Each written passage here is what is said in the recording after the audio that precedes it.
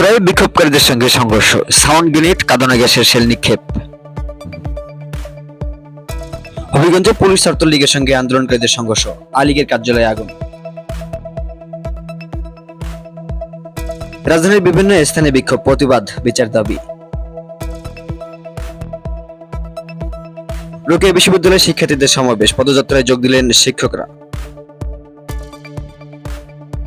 আবু সাঈদ সহ সব হত্যাকাণ্ডের বিচার চান বেগম রোকেয়া বিশ্ববিদ্যালয়ের শিক্ষকেরা। জামায়াতকে নিষিদ্ধের নিন্দা মির্জা ফখরুলের। নোয়াখালীতে 20 বছরের সর্বোচ্চ বৃষ্টি।